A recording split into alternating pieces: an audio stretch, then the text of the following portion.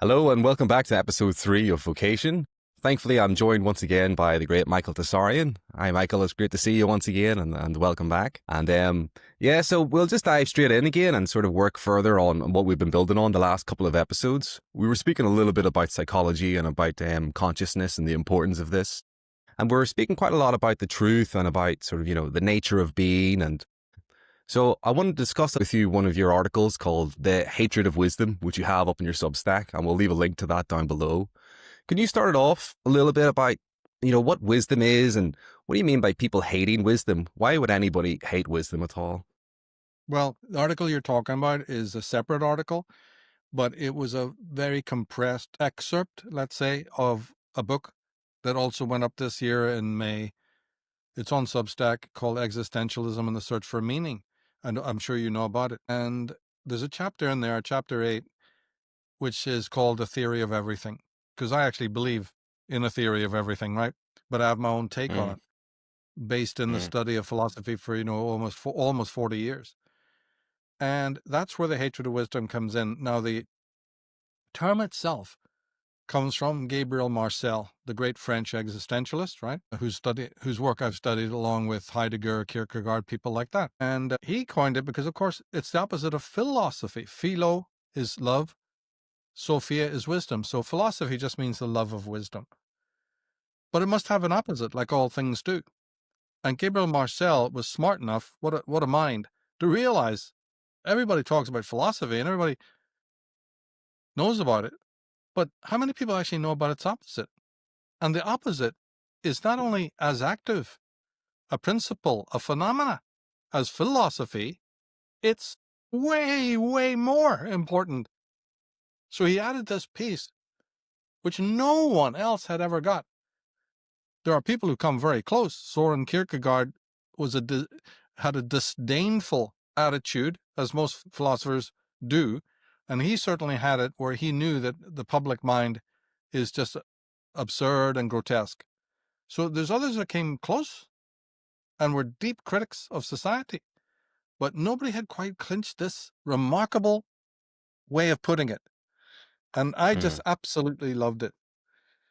And so I exalted it. I took it and just said, no, I'm inflating this. I'm expanding this to a theory of everything, meaning that mm, once you have downloaded the implications of this, it's not just some lyrical concept. It is an absolutely vital theory of everything. And once it's installed in the head and now it becomes a filter through which you view the world, I think a lot of things fall into place, especially key mm, things that would never fall into place. There'll always be marginalized and misunderstood and difficult and problematic until you get this one golden nugget of truth. Now suddenly there's this new light, new side lighting to everything that we know. That's why I call it a theory of everything. Because once it's installed, suddenly, whoa, you get this vivid picture that just is not there when you don't. I mean, it's just as simple as that. It's like having a microscope with a certain lens that's missing. Well, then there's only going mm, to be a certain amount of science that you can do with that, or a telescope that has a lens missing.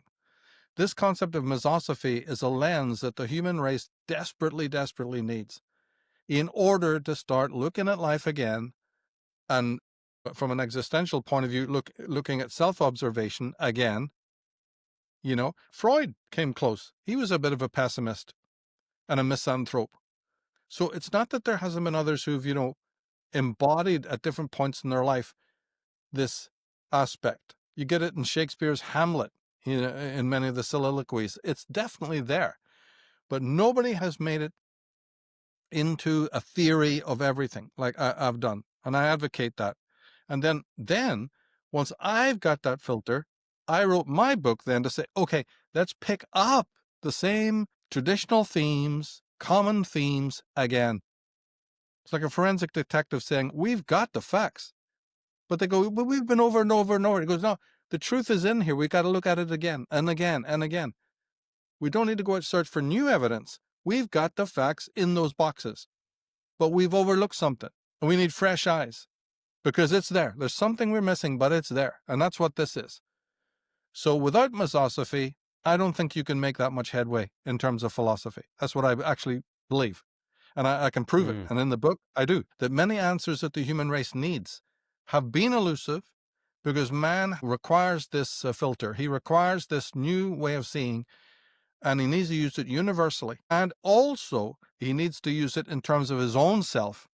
Because once you, and this was, of course, explained in the article and the book, that running always alongside Misosophy, wherever you get self-deception included in the mix. They're evil twins. Where you get one, you must have the other. And this is the reason nobody in the whole wide world thinks they are haters of wisdom. Because if you say the world is full of haters of wisdom, immediately, what do you think is going to happen? Everyone will go, not me. And everybody goes, Yeah. I don't see it.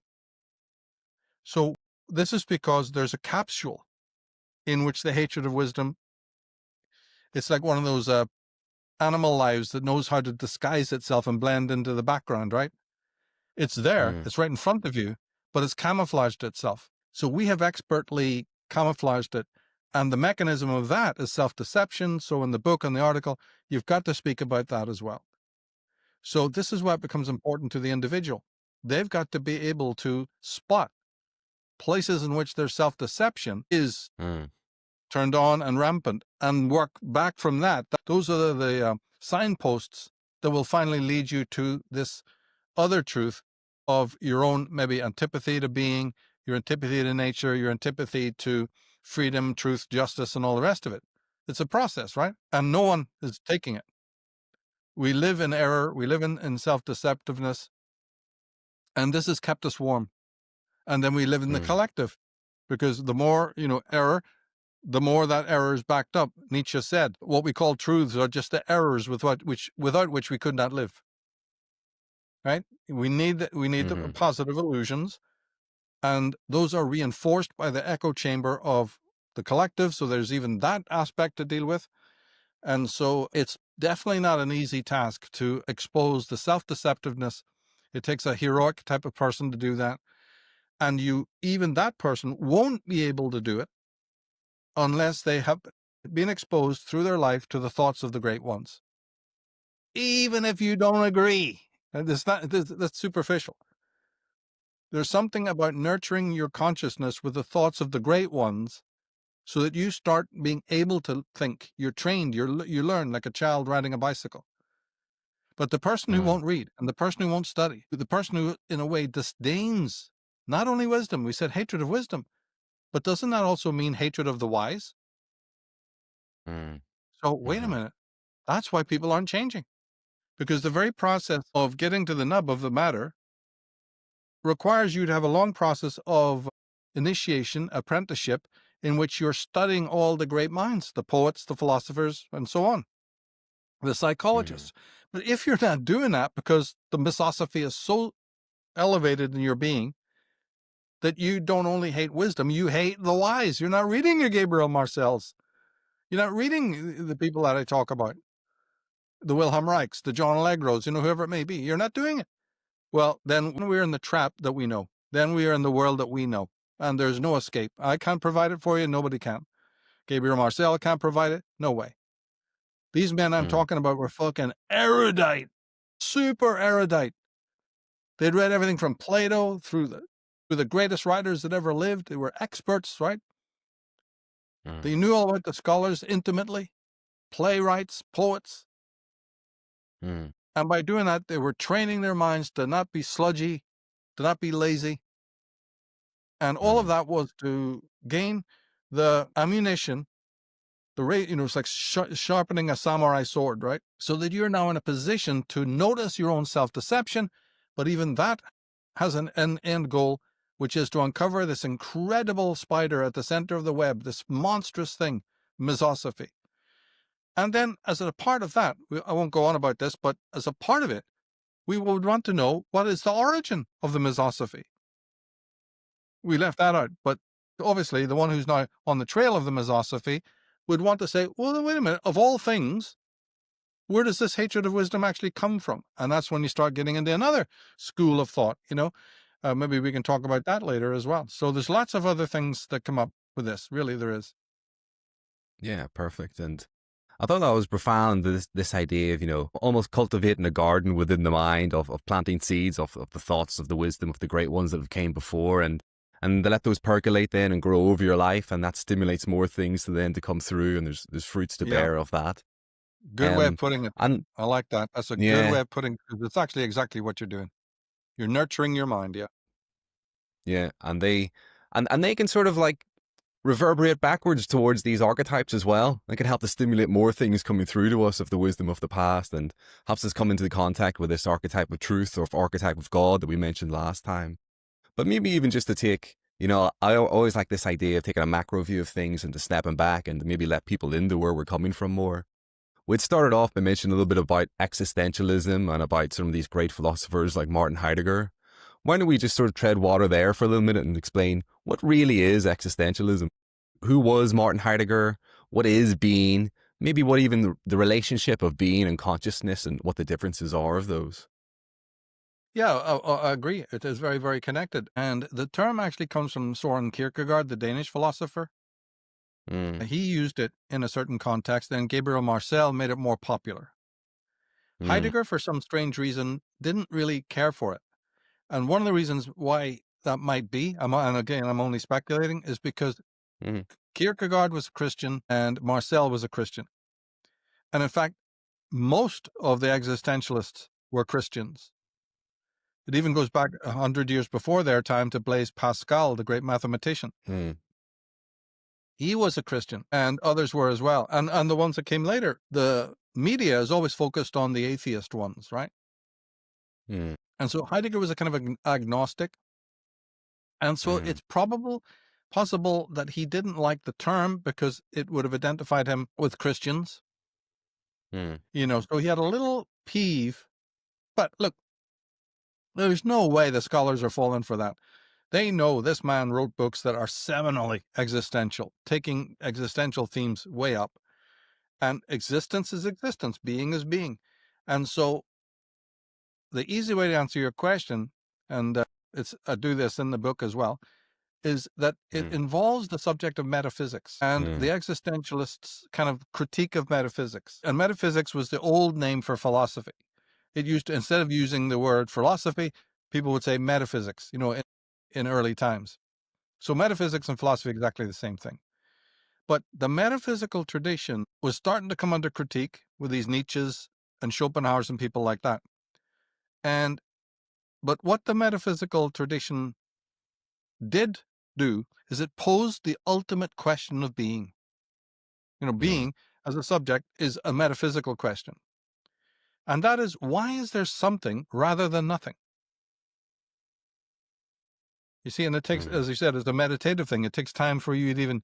So when we look around at the world, right, and we see all these things, and we're a thing in the world, we are beings in the world. Somebody at one time, probably very long ago, said, why? Why is it all here? Not what it does, and not how it works. Not, mm, in fact, not even what is it, mm, right? That it is. Yeah. So it's not what a thing is. That's a different subject. That's science. That's a different branch of mm, philosophy. Metaphysics is based in that it is. So Heidegger, to answer your question, was trying to, he thought that the whole of metaphysics had gone wrong. And he blamed Aristotle, even though he liked Aristotle, but he said Aristotle is really the place to look for where it started to veer off and go wrong and get into the what of things. Now, to find out what a thing is, say a pair of garden shears, right? Or the color blue, or what a cloud is, or what a woman is, you've now got to compare it with that which it is not.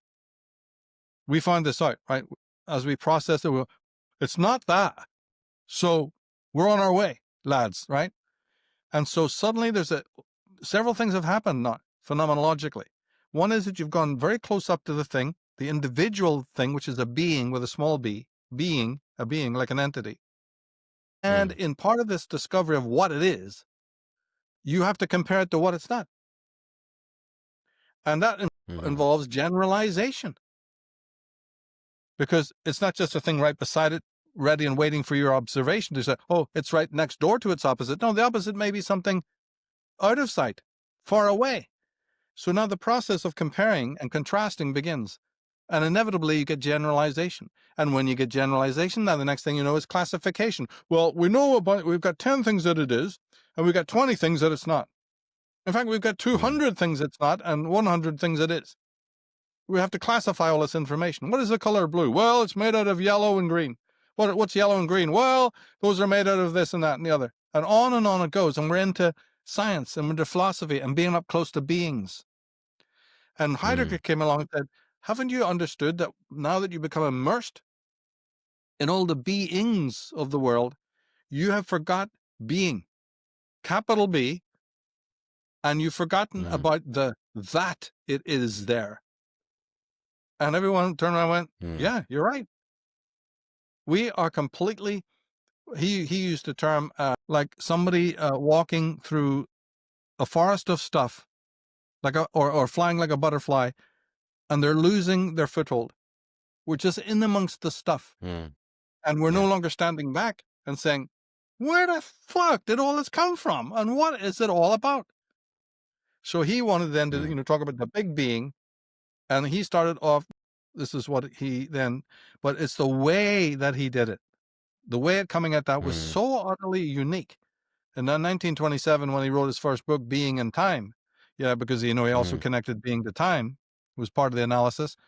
But look, even right from the first chapter, nobody who had ever read philosophy, nobody who was a contemporary had ever thought like that. And they were just transfixed. And so even though his language is pretty horrible, he's an obscure writer, and people complain about that. And he also started inventing all of these new terms and words, typical German. That's what they're very good at. All of these things that kind of were repellent qualities, people were willing to forgive that, because just beneath the surface of all of that, rhetoric, rhetorical devices, and idiosyncratic language were gems of knowledge. And so he transformed the world. And of course, naturally, like every single thinker that exists, he is answering people from the past. Never mistake that even for all the new stuff that people come up with, at some point they are echoing. So there's a lot of Plato in there. It's more for the connoisseur, right, to notice, oh, wait a minute, there's a bit of Kierkegaard there. He knew Kierkegaard.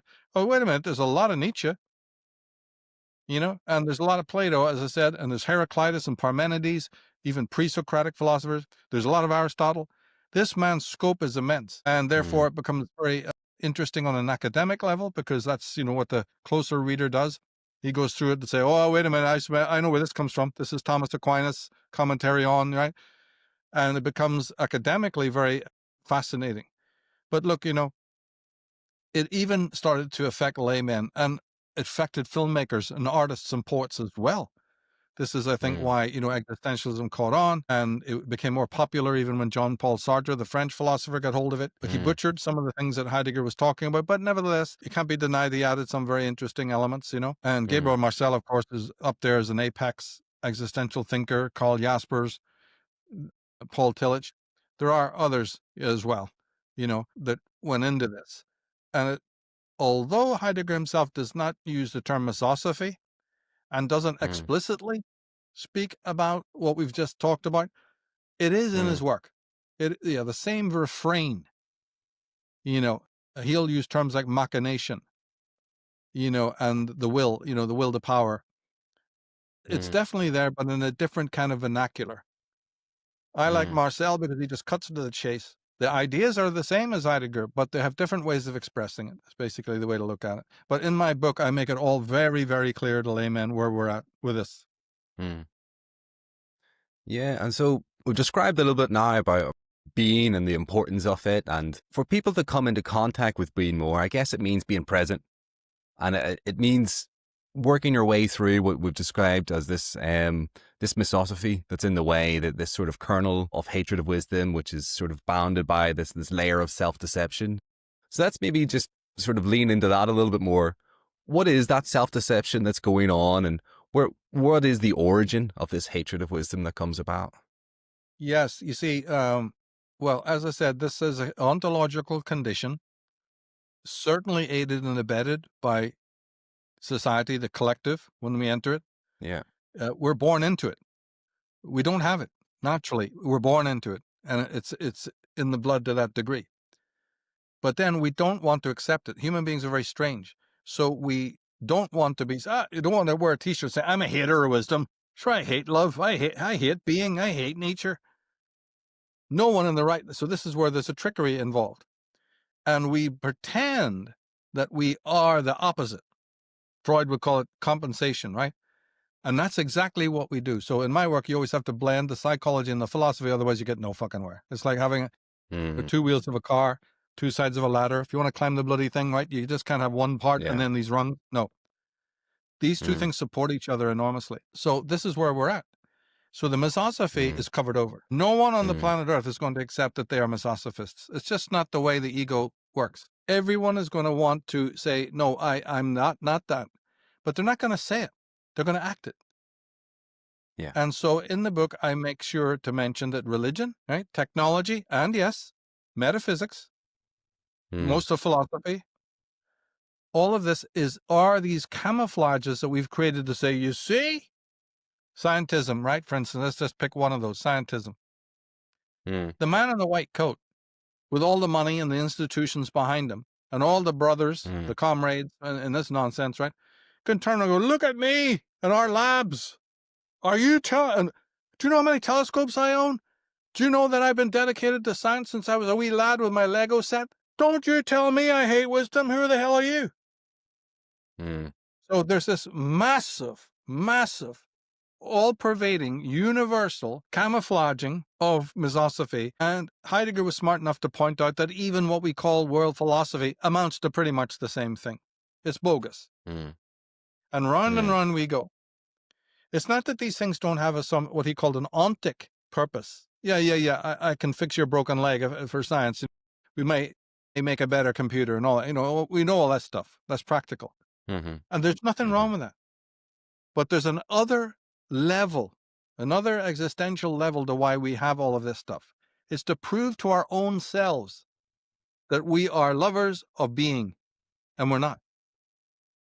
Now, Heidegger doesn't say this in so many words, but I'm talking about, summarizing some of the more obscure elements. But where he may not say it explicitly, Marcel does. And even though Heidegger may not say it explicitly, it's bloody well implicit. And that's what I argue in my book. Otherwise, why bother writing another book on existentialism, right? It's because I'm arguing something that even the Heideggerians probably don't know about, probably haven't twigged yet. So I'm hoping that my book is, an addition a little bit there to the culture to bring out, to tease out points that, somebody may have missed and supply some evidence. So this is where we're at. And while you're wreathed in this self-deceptiveness, you can't make progress.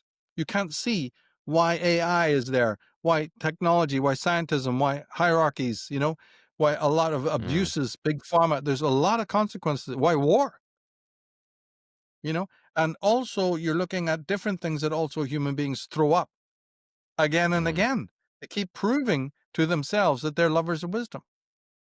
Now, there's a weird tie-in here, and that is that now some of the behavior of what we call the postmoderns and the progressives is more openly, clearly misosophic. It's almost like that the self-deception veils have lowered, and these people running around that we know as the millennials and the hipsters and the snowflakes almost don't mind letting you know the way they throw paint on beautiful landscapes and pull down statues. We're in a different kind of era. So I argue that in the book. Hey, maybe you know why? Imagine that the self-deception is like a lot of scenery. It takes a lot of stage management and energy to keep it up because it's false, right? But it's energy draining. We're moving into a time right now where the surplus of libido and energy for keeping up the deception, like somebody with a window dressing, first it's really, really nice, and then they go, I'm bored, I don't want to fix those mannequins, I don't want to fix the window, and it all starts gathering dust and looking old and tawdry, right? And the rats have been chewing at the stuff. I think that's where we're in a state right now in which people are just going, it's too much energy. I don't even care if they see my petticoats. Yeah, I'm a fucking hater of everything beautiful. I'm a hater of Mm. life. I'm a hater of wisdom. I'm necrophilus. Go ahead. I'm letting it all hang out. And so this is the perfect time, I thought, to write something on this. You know, it's because I've been studying for nearly 40 years. Why come out with a book now? Is because now the evidence is so clear that this Yeah, theory of yeah. everything really has some teeth. Whereas maybe if you'd Mm. written this 10, 20 years ago and there was still optimism and blah, blah, blah, you know, people fall for all the lies, the utopian lies Mm. and whatever. It might not have been so, good. Yeah, and we mentioned a few different things there. The phrase postmodernism came up as part of it with it. And I see that as one of the big barriers that, one of the sort of thought ideas that sort of percolates amongst our generation. And I was speaking to somebody, funnily enough, I was on holidays and I was speaking to a young guy from Denmark and he was studying philosophy. And I didn't know anything about him and I joked first about your teacher. I asked him something. I bet he's probably like a communist or a Leninist, half joking, thinking universities can't be that bad. And sure, he pulls out his phone, he pulls up the professor, and sure enough, it's a logo of him in the position of Lenin. And you sort of go, it's really just bonkers. And eventually the conversation got to somewhere where he eventually hit his line. It's sort of what I call dividing by zero, sort of philosophically. Sort of a math, if you multiply any number by zero, you always end up with zero. And so people can do this with their sort of thoughts and ideas of going, words don't mean anything. There's no, what I say by a word might not be the same thing that you mean with it, and that words don't have any meaning. And you see this in wider society with all the issue that Jordan Peterson had with the whole, pronoun issue and all that sort of nonsense. But yeah, I think at one of the heart of it, what I'm trying to get to say is, how do you deal with people that come back with you? One of these layers of self-deception is that words have no meaning. Because it sort of just dissolves everything in the conversation. It sort of just impedes the ability to even communicate with somebody else. Yeah, of course, there's all this deconstruction going on, Hmm. which is really remarkable. Now, to me, what they're trying to say, they're really relativists to that degree as well as deconstructionists, you see. Yeah. They don't believe in free will. There's a lot of different things that they rebel against. And when I said hater of wisdom, you can also put it this way: hater of meaning, hater of meaning. Mm. Yeah. And Yeah. the short answer, but again, based in 40 years of research of the greatest minds, is based on the idea, you see, that these people grew up imagining that the world was there to give them meaning. Mm. Their parents thought this, they thought this, their teachers thought, everyone thinks this. Comes with the territory of the necrophilus mind, right? And it's false. The mystics Mm. all knew that meaning comes from within. But Mm. the types that you're talking about cannot bring meaning from within. The That's the Misosophist key. that we've been talking about discovers this fact because some of them have high IQs. You do work this out. But then they realize that this is a rule, a law. And they are shocked by it because they turn in and find out there's nothing there. Mm. What do you think a person Mm. who's that necrophilus will do? He will immediately put his energy and attention into breaking down your meaning. He will fight the world Mm. and say there's no such thing as meaning because he doesn't have it inside himself. And he'll clan up with Yeah. another bunch of communists or anarchists or deconstructionists. He'll even try to find lunatics who make this into a philosophy. A lot of them are basing their work on aspects of Heidegger and others as well, by the way. This is another tricky area, right? See, Heidegger and all were trying to deconstruct metaphysics, but his technique of doing that was borrowed by French deconstructionists and said, we'll borrow that format, but we'll orient it in a different way. They learned from him, Michel Foucault, Jacques Derrida, and they weren't just stealing from Heidegger, they were stealing from a lot of other previous philosophers. And it's the same thing that Marx did with Hegel. This hasn't stopped. Marx was not the only person who stole, and inverted a man's theories and polluted it or disfigured it. No, this has gone on across the centuries. And what we know as postmodernism is the same. The postmodernists discovered, and so he said, life has no meaning. Man has no essence. They took that from Sartre, Mm. and they said, no man does. And if he ends up with what you might call an essence, it's only in parentheses, and it's something also delivered to him by the world. It was a rescripting of a much earlier philosopher, John Locke, in the 1600s who said man is a blank slate. His mind is a blank slate, tabula rasa in Latin. Well, that had been knocked on the head and proven false. Even Noam Chomsky and some modern philosophers had proven this to be bollocks. And if you actually think about it, you can clearly see it's bollocks. But what The do you know? archetypes. These progressives picked it up again. This thing is dead and buried with a stake through its fucking heart. But no, they resurrected this monster and start using it again in a slightly different context to believe that you are an empty, let's put it this way, instead of a blank slate, they said you're an empty vessel. And everything that you then become after birth, everything that's in your mind and your conscience is put there by the world. Now, immediately, anyone you don't even have to be familiar with philosophy to know, hold on, why aren't they telling me where the world came from? They don't. Secondly, like the same thing with John Locke's blank slate, that empty vessel is not empty. Its emptiness is a property. What? Yeah, you called it empty, so it's filled with something. But no, the emptiness of the bowl, of the cup, of the vessel is its property. Go back to John Locke. He said the mind is a blank slate. Somebody else came along and said, but even the blankness is a property. Remember those kids' boards where they're blank, but they're magnetic and you can stick things on it? These little letters, have you ever seen those things? So somebody would say, that blankness is not the blankness you are trying to tell us. The blankness is a property, and you say the world comes in to write upon it. Well, then there's a win-win situation. The consciousness must be like that for a purpose. It must register that there's a world out there and have certain properties that the world can attach its meaning to. Therefore, it's not blank. It has one of the most universal properties, which is blankness, Mr. Locke. The glass must be what it is with its glass and with its space and its emptiness in order to receive that which is put into it. Now, these things are called innate. So the arguments of the materialists collapse. Things do, minds do, have innate properties, like the other side, the non-materialists, had always argued. And it's the same here with these progressives. So they picked up a completely bankrupt philosophy, dead from the start. Yet they're, because of the power and the money they've got, and as I said, these men in suits that Heidegger warned about, sitting behind desks, C.S. Lewis warned about it, they are bankrolling it, and they're forcing it down the throats of these millennials who just sit there gormless, stupid, right, infatuated with their cell phones, and they don't read nothing, or they go on AI or something like that, not even realizing. Then there's a cardinal rule here. As I said, in the end, just like I end the article, there is a criminal plan underway as we speak. And that plan culminates in AI, and it's called the replacement of the wisdom that's hated with knowledge. So here's another rubric. Here's another equation. And once you've got, we've been talking about these things, and once you've got them in place, you're well on your way. And this is, I'll repeat it again, the idea of the human race for many centuries now.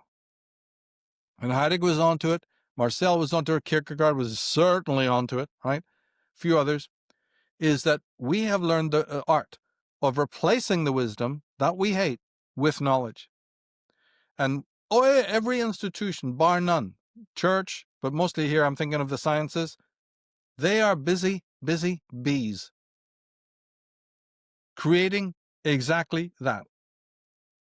But going full circle to your original question, what is being with a capital? This is what Heidegger said must be prioritized, and it is the thing, and the reason why it's to be prioritized, of course, is because it's just the thing that's been left at the door the most, and we've got to bring it back into the narrative. And if you do that, a lot of other things will clear up. A lot of other problems of philosophy, problems of daily life, will start to unravel just because you bring the bigger being back. And so his project in his first book, Being in Time, was to do that. And the first thing that happened, like the title says, is he started to extrapolate the deep, intimate relationship between being and time. And the things he had to say, maybe we can talk about one or two of those, but the things he had to say about time were also absolutely revolutionary.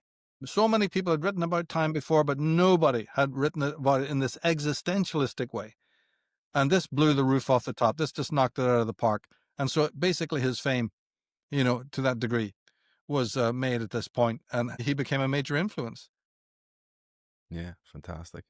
Yeah, we'll definitely dive deeper into some of those topics with it and some of these concepts that he's came up with. One of the things you'd mentioned was the difference between the mystic and these types of people. One being that the mystic finds meaning and can sort of evoke it from within himself. These other types of people can't find this kind of meaning from within themselves. So I was wondering if we could sort of compare the two, and why can't they find the meaning, or why can't they summon it? What's stopping them from doing it between the mystic and the non-mystic here Well, of see, the that can't be crowd man? answered. Yes, and that cannot be answered by looking into philosophy. For the answers to that, you go to psychology. I've written articles and we've had podcasts on the difference between psychology and philosophy and which one is even better than the other. We've gone back and forth on that. And of course, there's deep connections. But at the same time, there's certain areas that philosophy just doesn't go. And Mm, psychology definitely can or does. So this would be where, remember I said earlier, when you get into the why of Misosophy, you'll go into a different sort of slightly different phase of thought. My quick answer to that is that now you've got to get into the Velikovskys, the Immanuel Velikovskys of the world. mm, Because the antipathy to being, or the antipathy to wisdom, the antipathy is really a form of the antipathy to nature. They're downstream of that. mm, And the antipathy to nature, or to being, came about because of physical catastrophic incidents that happened on the earth in centuries past. Humongous stuff. mm, mm.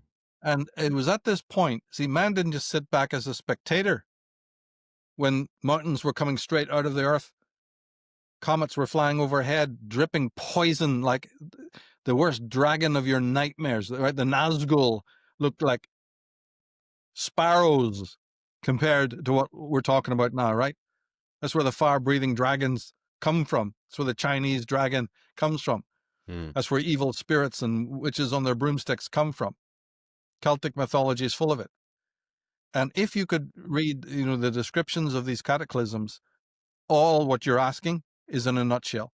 But since people don't accept, one of the things of science is that they're uniformitarianists. They don't believe in earth catastrophes, or they believe in some minor stuff. But the Bible and the other great chronicles of the world, the texts, speak of the flood, right? Or many floods, plural. The Maya talk about at least 4 worlds rising up and falling into chaos. The Celts have it over and over again in their refrain. The first inhabitants of Ireland, they claim, came from, wrecked prehistoric lands. Then we have the theory of Atlantis, right? So on and on we could go with this. But man was not a passive spectator when all of this catastrophe took place. He was deeply traumatized by it. And the trauma has not abated. Well, it has abated, but it's still there in the limbic realms of the mind and the brain. As man through the centuries recovered, he grew to despise nature. He grew to be threatened by it. Because nature to that degree is fearsome and is inclement. But the thing was that psychologically there came this deep fear and even hatred of nature. So the roots of what we're talking about, I believe, go there. And I make sure that that is featured in all my work. Even sometimes in the first chapters, I'll go into this. And this has a conspiratorial aspect because although most people listening to us have no idea of what I've just said, they don't know or acknowledge this. It's not in the narrative commonly. The architects of control know all about it, inside out and upside down.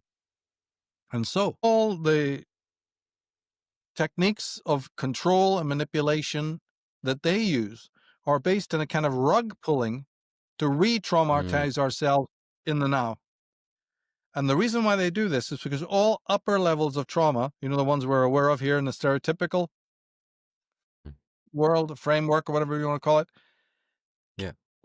stimulates the really deep trauma below. There's a sort of a resonance between the two. And the Illuminati, or who we call the world controllers, they've been using this to control our human minds for centuries. They never allow us to have peace. Yeah, they never allow us to have harmony. They're always up to something. And we are still not even catching on. My work is one of the first, to even point these connections out. So upper trauma kindles and stimulates and triggers the lower trauma. And when that starts to rise, we are completely under control. When that's, yeah, this used to hypnotize our minds. It traumatized us, which means you can think of it as like a freeze coping mechanism, right? Or limbics, just flight or fight, all of this. So the moment that these underlying wounds within consciousness are stimulated, we become docile bodies. We become susceptible to control from above, you see? And so then, now that when you understand that is the basic psychic bedrock, it's easy to see now that some very, very pestilential plants, flowers have grown from that. Dark weeds of horror, right? Have grown out of that sludge.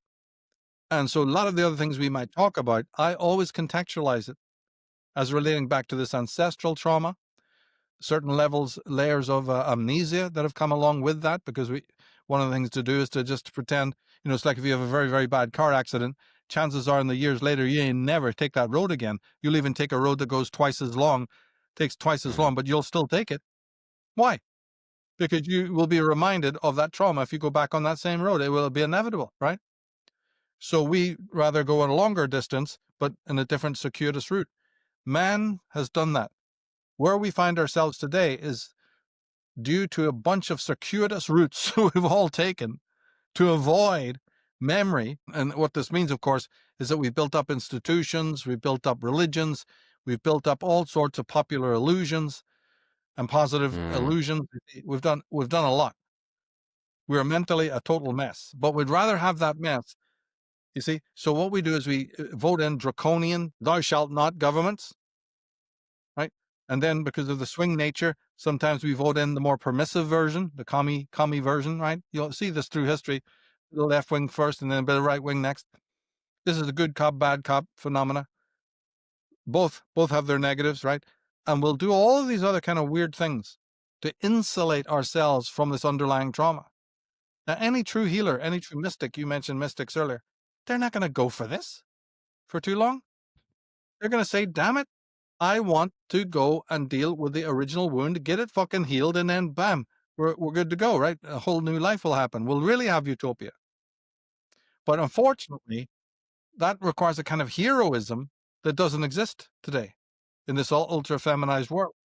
And by the way, it sounds good on paper to say, I'm going to go and confront this trauma. Yeah. When people try to do it, they find out, they don't have the courage, and they'd rather go for a pint than the local pub, and just go back to the comforts and the norms. That's why we're talking about an outsider. And just when we talked last time about that, you see, the outsider is not a being who screamed and craved and bashed the door, let me in to society, but then said, fuck off, we don't want you. There's millions of people like that, but don't let them fool you and think that, oh, I'm an outsider. No, you would have done anything to get in with everybody else, but for one of many reasons, they didn't accept you. That's not an outsider. And don't pose as it either, I'm disenchanted. Those are just the discontents. They wanted those 3 stripes, but some other bugger got in the way, and they weren't pretty enough, or they weren't smart enough, or they weren't this or that enough. But these are resentful malcontents and discontents. The outsider is a person completely he sees it. He could be part of it. He's saying, I reject it. I don't want to be part of an abnormal world. I don't want to be adjusted to it. I want to go my own way. But the outsider then is one of these people, you see, who now has to take on this enormous challenge of healing that wound. And when they find that they want to do that, they find there's no manuals. They don't need gurus. They are the ones who are going to have to walk that path and find out for themselves if there's a way to do it. Maybe there isn't, but at least you're working with it. Maybe you're finding it out. Maybe you'll change your life. Each person has to make that decision for themselves. I'm just pointing out, the basics of the story of history that's written in your skull, written in your psyche, written in your blood, and allows sorcerers, evil sorcerers, to have complete power over you. And sometimes people want that. They want the nanny state. They want Big Daddy because they are traumatized and they were not doing what's needed, to get rid of it. Let's even go into it a little bit more of the psychology of the difference between the outsider, the mystic, and this person who's part of the collective. We've spoken a little bit about the psyche and the different structures of the psyche. So as we spoke before, we said we have the ego, or we have consciousness, or what we're aware of in our experience. And then we have say, the superego, that which is above us, and then we have this other moral center known as the conscience. We try to work with the unconscious, and so this is where the archetypes and the shadows and the thing like that all comes through. And we try to integrate different parts of it. One of the main differences I notice with this other type of person, the non-mystic or the opposite of the mystic in a way, is they always rely on a consensus. And it's what's the group says. It's always about I assume if all the group believe it, then that's what I believe. And they'll always retreat back into being part of them. I find the mystic is somebody who feels and is in touch with consciousness, which is feeling, and intuition is a part of that. Whereas they're very much just stuck into thought and the thought alone. And I think it maybe has something to do with their childhood, of where they learn to not listen to themselves. Their own will is broken, as you've mentioned in the past, with the reign of the terrible mother.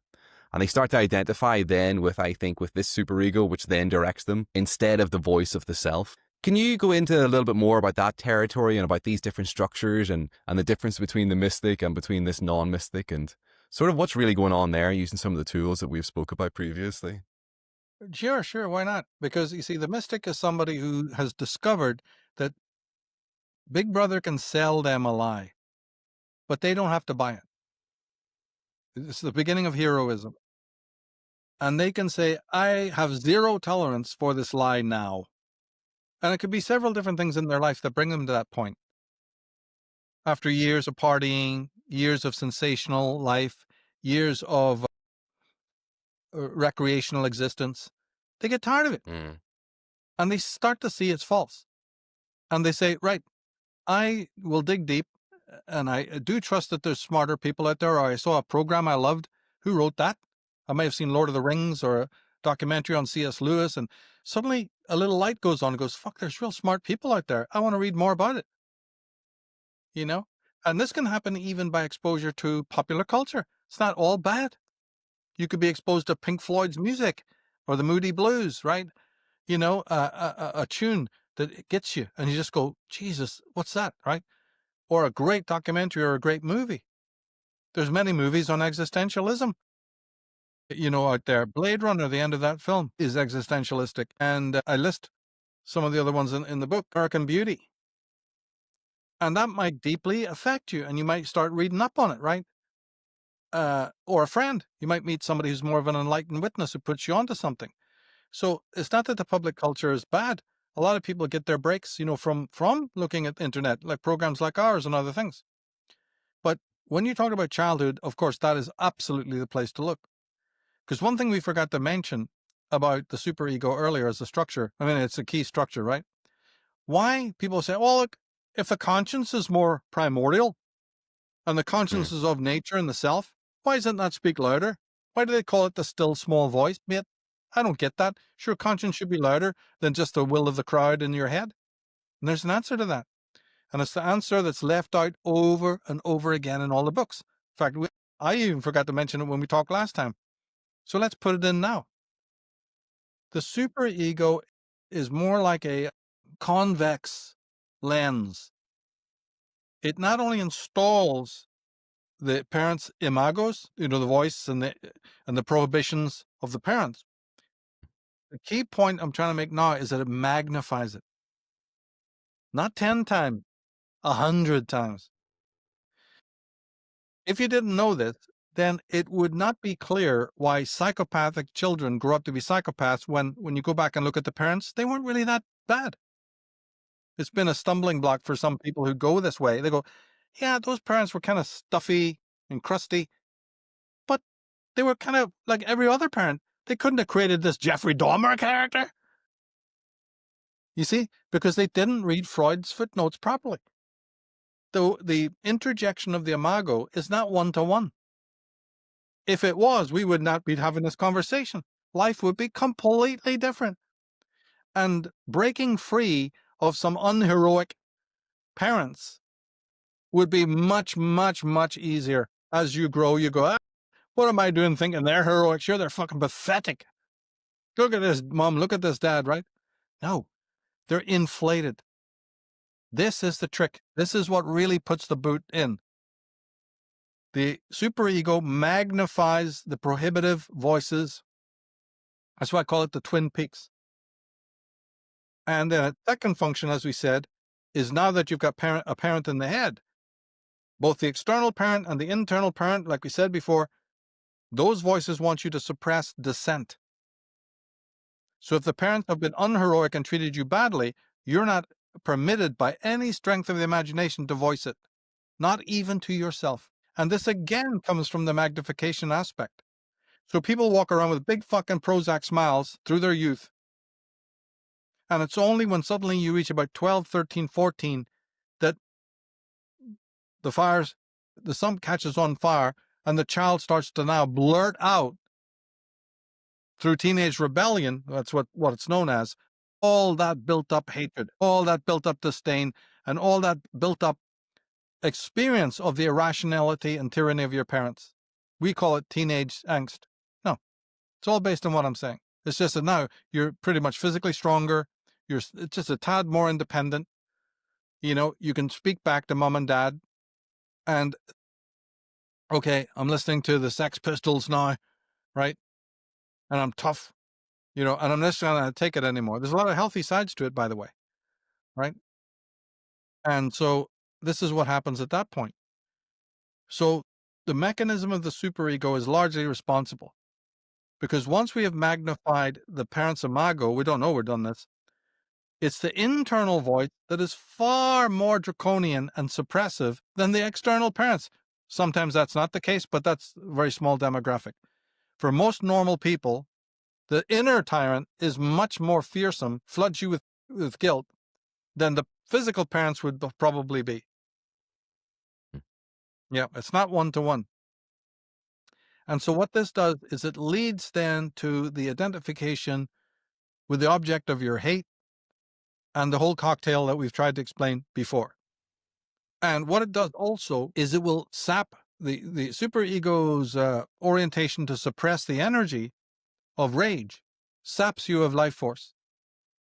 Right? It's like those defenses we talked. Defenses take a lot of physical energy, a lot of somatic energy to suppress. And so the energy that you need, remember we just talked about the hero and what he needs to do? He tries to do it, but when he goes down into the engine room, he finds that he hasn't got enough fuel. Because the superego's burning off the very energy that he needs for the spiritual work. To walk the Siddhartha road is fucking tough. And he finds out that he's not got it. You see? He's empty. In fact, this also has one of the causes of alcoholism. Things like smoking and drug taking. You're trying to find artificial ways to boost your energy. Drawing the But voice. it's only temporary. These are only temporary highs to make you feel euphoric. See, from a Reichian point of view, you're not able to dig down into the somatic engine room, so to speak, the cauldron of energy that you require. So people don't.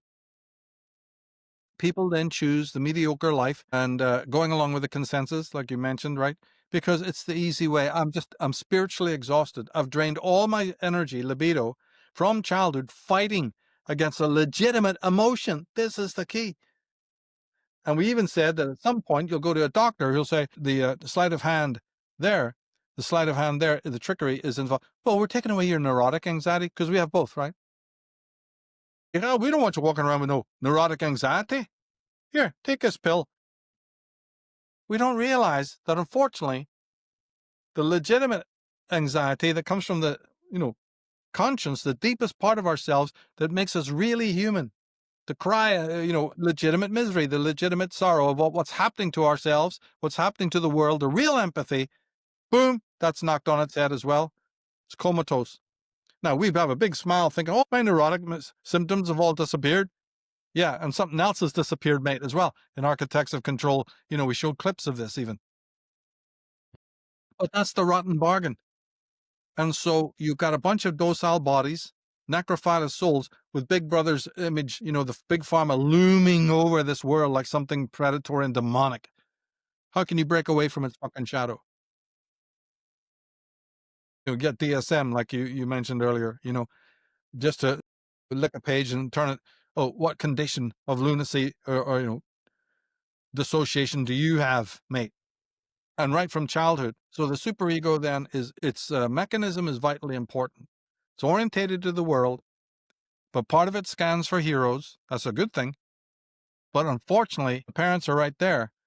and they're bigger than us, just physically bigger and more powerful and whatever, the little child has no clue what the hell is going on. It does not know that its parents are irrational and won't actually cognate that until you're about 10, somewhere as you move into your teens.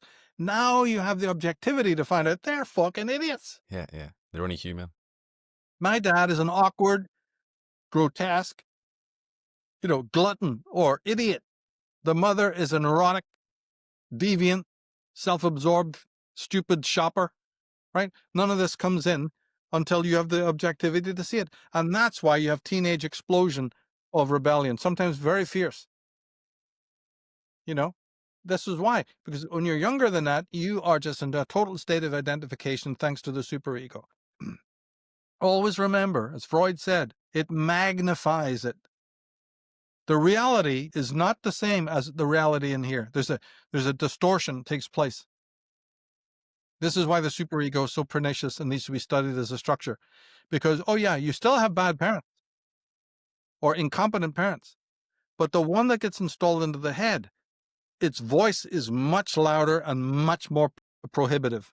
Thou shalt not. I'm going to flood you with fucking guilt for the slightest thing. Hmm. Well, a person in that condition is obviously going to vote in a tyrant, in the political sense. All links back to psychology. Yeah, yeah.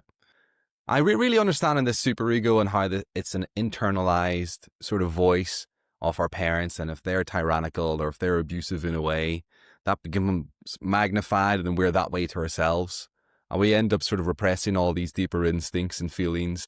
And then we take the alcohol and the drugs and all these different, parts of the bread and circuses to try to distract ourselves from that deeper voice trying to come through. And maybe one of the other things that we speak about, another way that we deceive ourselves is deception. We've mentioned it a few times, but we've never really went deeply into it. And it's probably going to link back into this catastrophe and different parts of our discussion. And that's religion. And maybe the way I'll start to tie into it with it is, we spoke about the ego, the consciousness. We spoke about the archetypes. We spoke about how when we come into contact with these archetypes, there's this numinous experience. And maybe numinous is a new word for many people. It largely just means it evokes a spiritual feeling. And so there's no woo-woo here as part of this with it. This is a natural thing for people to be able to experience. And so can you go a little bit more into that about what the spiritual experience really is, and maybe what's the role of religion in all of this, of what we've been discussing so far? Yeah, well, religion was we talked about metaphysics being the question of being, and that got lost along the way, right?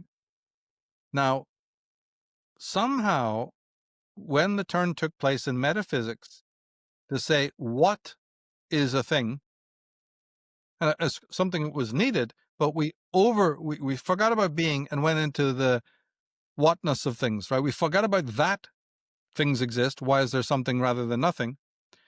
And we just started focusing on the some things. We didn't focus on the nothing anymore, right? Really, the chances of there being nothing are infinitely more than there should be a life. There should be a sky, should be a planet, should be a cosmos.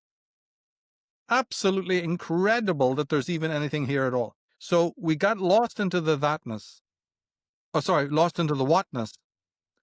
Now, religion, I believe, in its most positive sense, is the attempt to hold on to the original thatness, whereas science went into the what. And there's many ways of coming at this, but one of the best ways I always talk about this is through the work of Immanuel Kant, the German philosopher. He was an idealist, right? But he was also a bit of a skeptic. And he wonderfully worked out something extraordinary that has the biggest bearing on religion, because he thought it also was a good thing.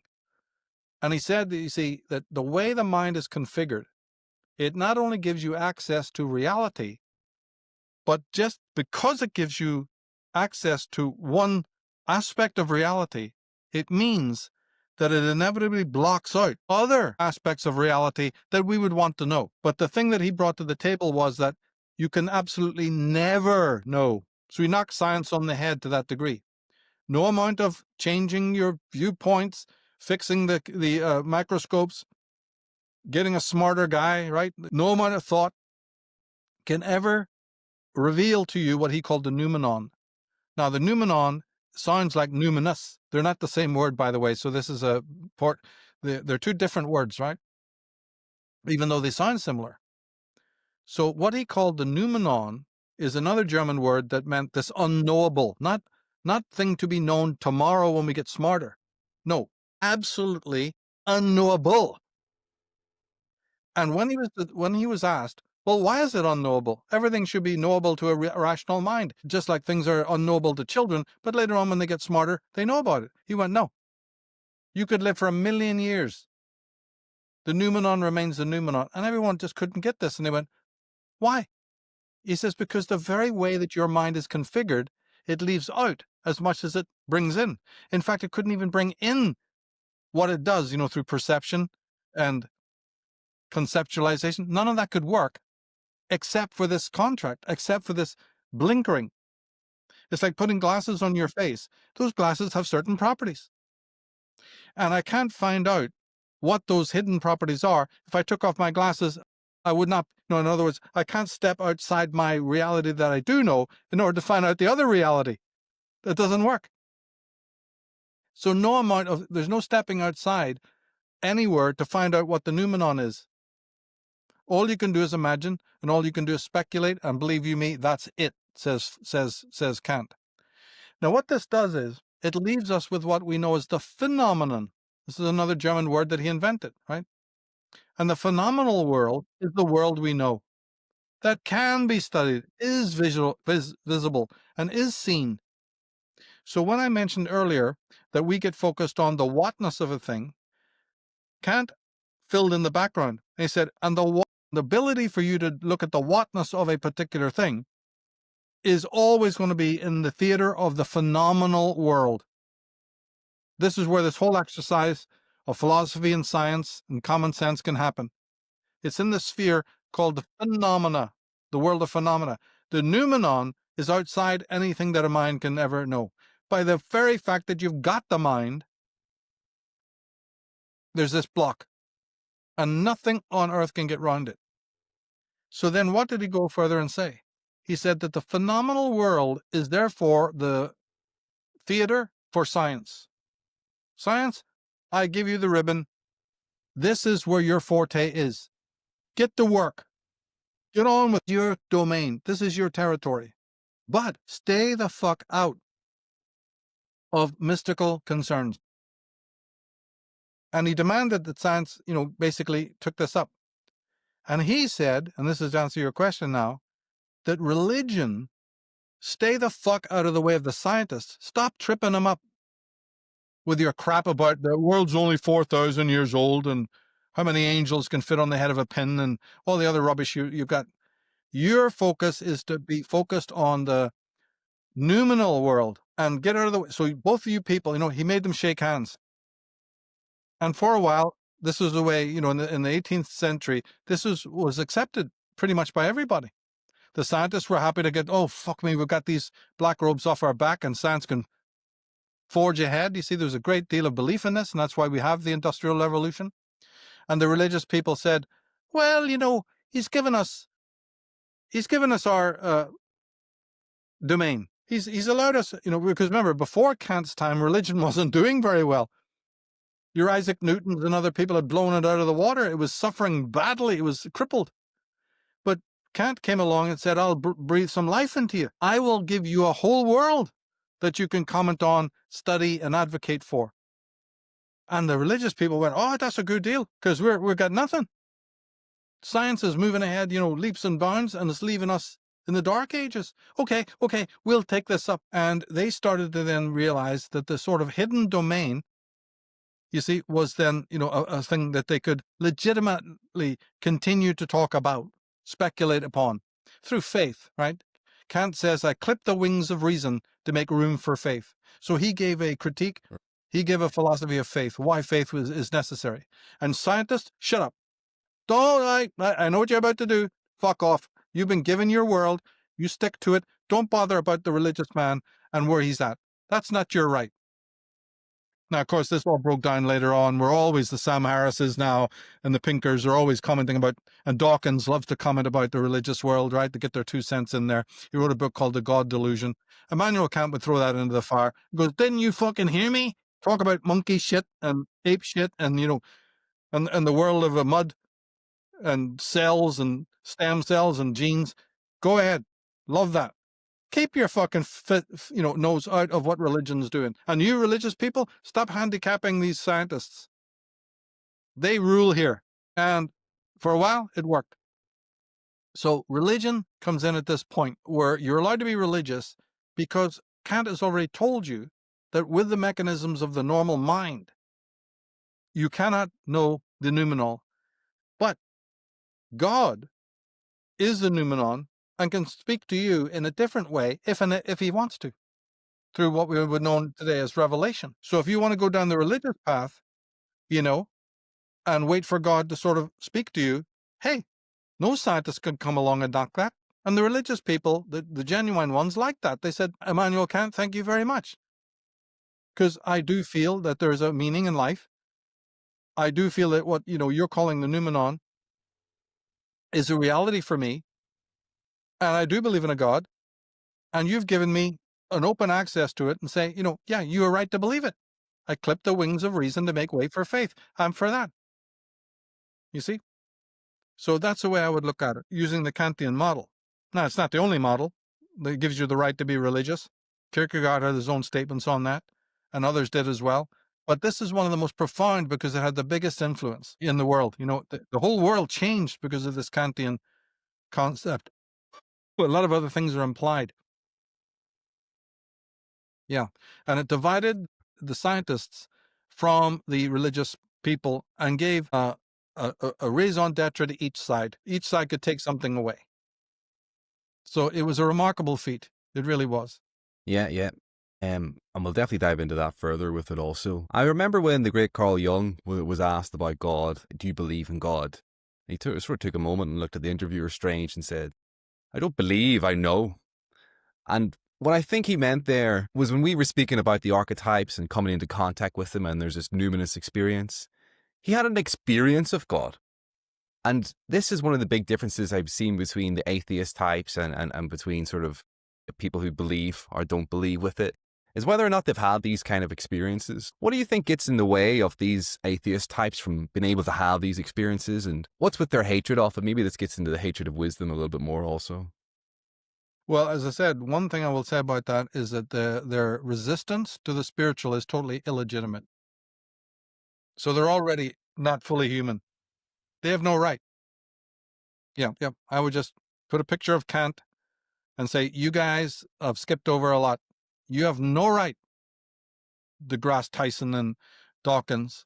Your role has been assigned to you by one of the greatest minds that ever existed. You're not going to jump over him. You're not going to pretend that these German idealists didn't exist. You're not going to, I won't let you away with it. So their voice is just like echoing in this vacuum for me. Yeah, it's illegitimate. Even if there is no God, even if it turns out there's no God, I'm not going to listen to them talking about it. Greater minds than them have knocked their world on the head. Yeah. So what they say has no meaning. See, because remember that we talked about this before, the very roots of consciousness itself cannot be explained by them. There's already a numinous mystery at the root of thinking itself. We don't know where it came from. Then we've just described another one in this program, being. Where did it come from? We said, why is there something rather than nothing? Nobody can answer. Last week we talked about the rise of the conscious ego from the unconscious. What caused that? It's just a model we used, right? There's no ocean, there's no island, there's no lighthouse, but that it works as a model. We talk about a little plant breaking through the soil. That's not what consciousness is like. It's not a plant. These are just models. Strip away the models already. You're left with like, well, then how do I conceive it? And isn't it the mind that's conceiving of it? So why does the mind need metaphor to conceive of its own origin and evolution? It should tell me straight up. It's consciousness is talking about itself. Why is it using metaphor? You use metaphor when there's a distance, right? Well, how does that thing work? Well, let me think. I'll give you a metaphor. But this is consciousness speaking about itself. It has to objectify itself. That's a mystery. That very thing that I've just said, no scientist is ever going to explain how that bifurcation takes place. All they'll tell you is another mystery. It's evolution. Okay, can I look that up? Can you explain evolution? Well, not really. Like, then why did you tell me about it? You're playing a fucking game of charlatanism here.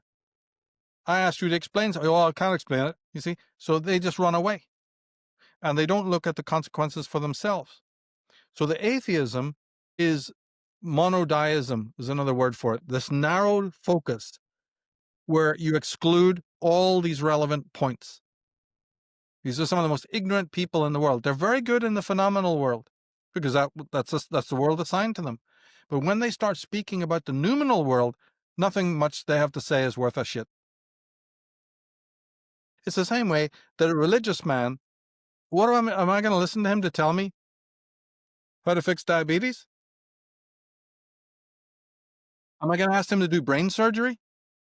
I wouldn't ask him to put a plaster on my fucking finger, right? So they don't know why a bumblebee can fly. That's not their province, but I would look to a scientist to tell me why that is, or at least give me an idea. So the twain do not meet.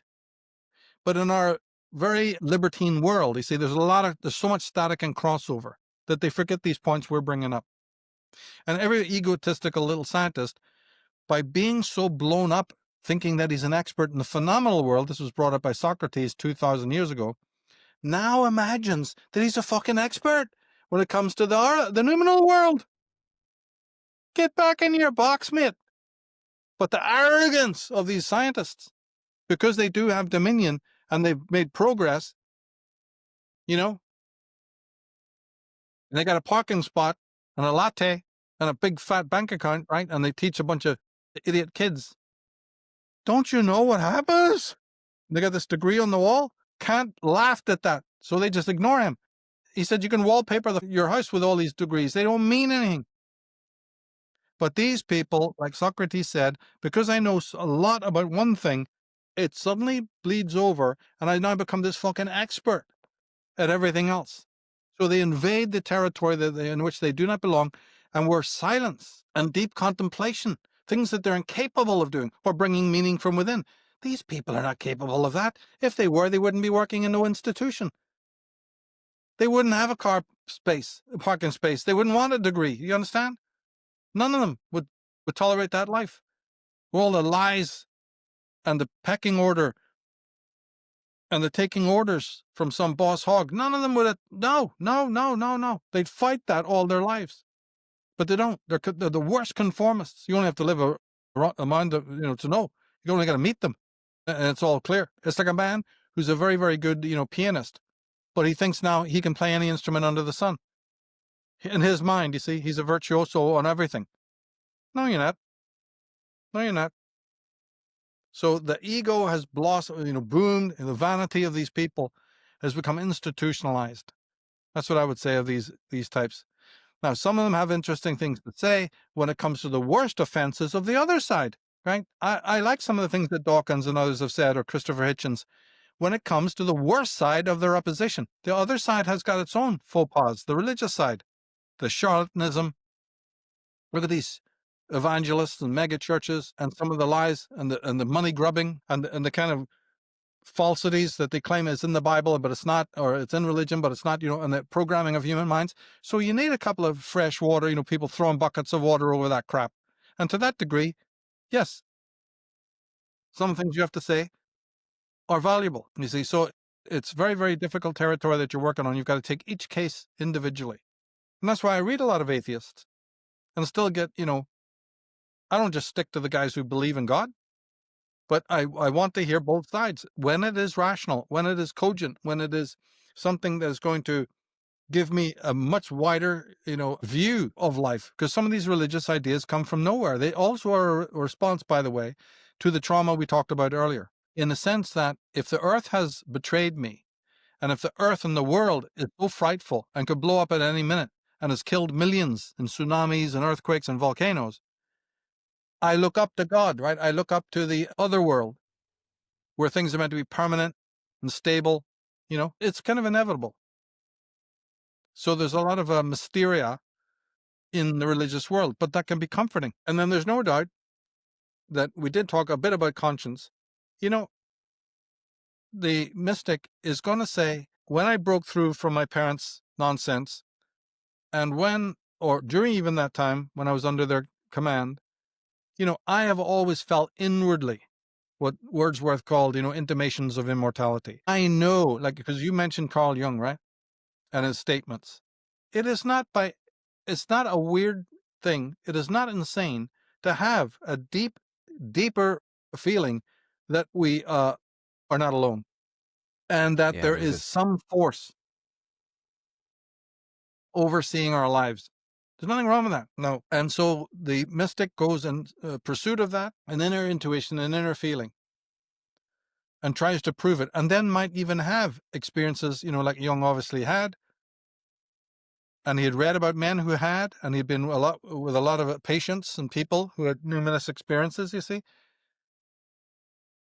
The religious experience is part of our human world and has to be taken seriously. There's no negating it at all. And maybe one of the ways people can get into understanding the religious experience is having one firsthand. And this might tie into what we spoke about last time regarding shadow work. This also ties into sort of a larger framework of work that I think I've heard you describe as holy work before. And this also is on the same theme of religion that we've been speaking about. Would you describe a little bit about what you see holy work is compared to maybe what the priest class try to describe it as? And maybe afterwards we'll speak a little bit about this priest class a little bit more and the origin of it. Yeah, well, the holy work, you see, is when you have that big no to all these influences that we're talking about. And you develop, instead of cynicism, you develop criticism, and you hold tightly to your own understanding of a thing, while at the same time you go in search of those who can back it up with logical argument and rational debate, So, and what you're doing is you're strengthening your immunity. We talked about the need for bioenergy to continue fueling your journey, but also while you journey, there's going to be a lot of toxic energy to deal with as you progress. And a lot of it can be born out of a virtue, out of your care for others, out of your genuine concern for their fallen situation. You can end up becoming far too humanitarian in that sense, starting to bleed for other people, start to carry their fucking loads.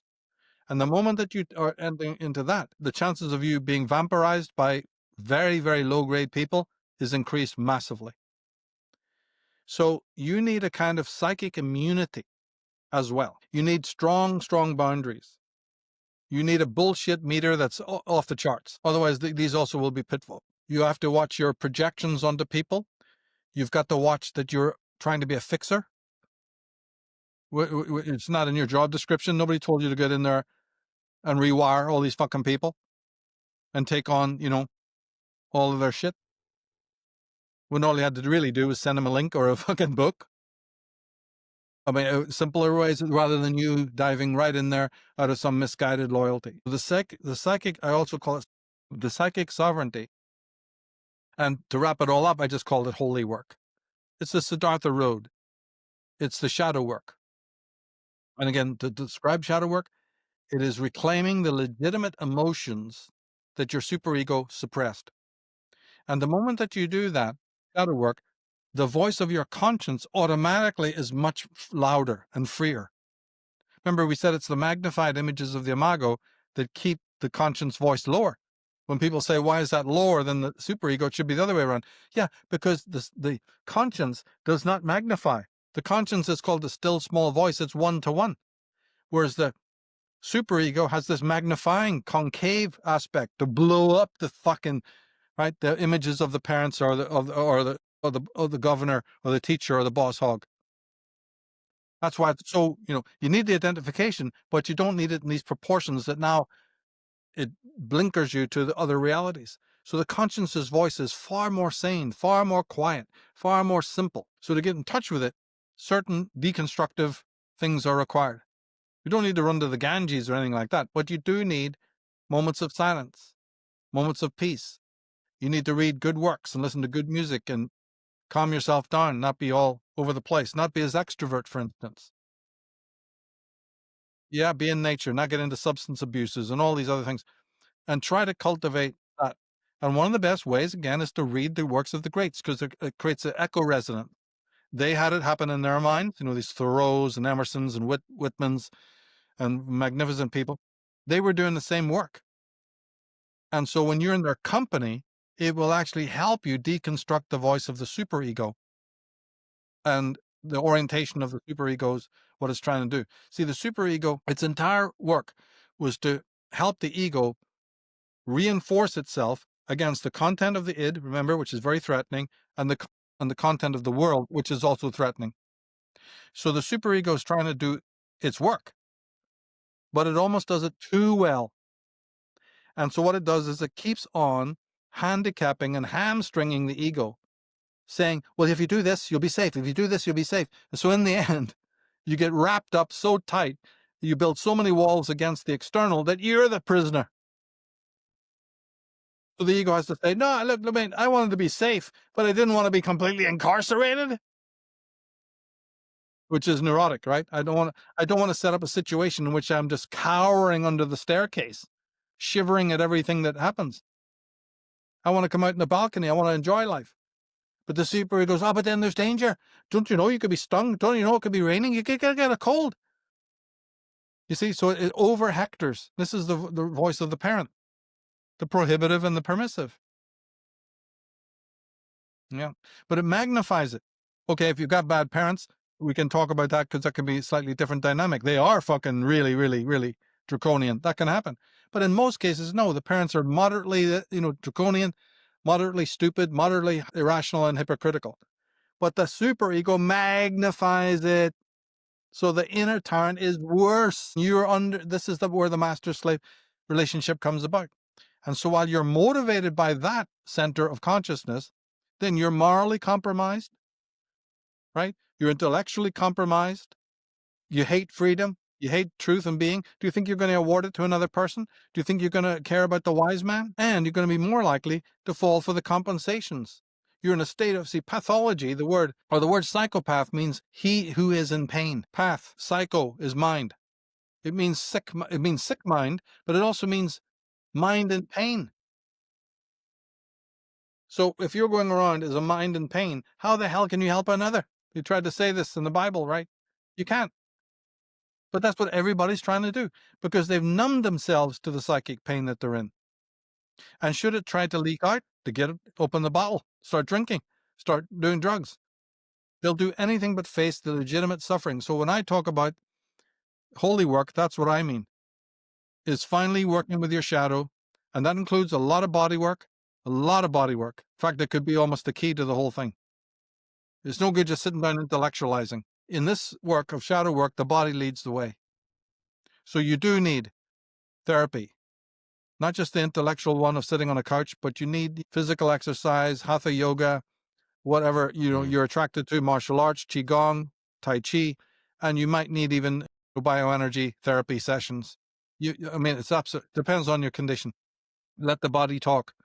Let the body release from the cells, from the nerves, all of this pent up energy and bioenergy, and you'll feel the better for it, and you'll awaken the resources of energy that are crucial as you develop spiritually. Crucial. Yeah. You're not going to do it without that access to the bioenergy. Yeah. Yeah. And I think people will have a lot better of an understanding now of what we mean by shadow work and about this reclaiming of repressed emotions and about how to work with the body as part of it.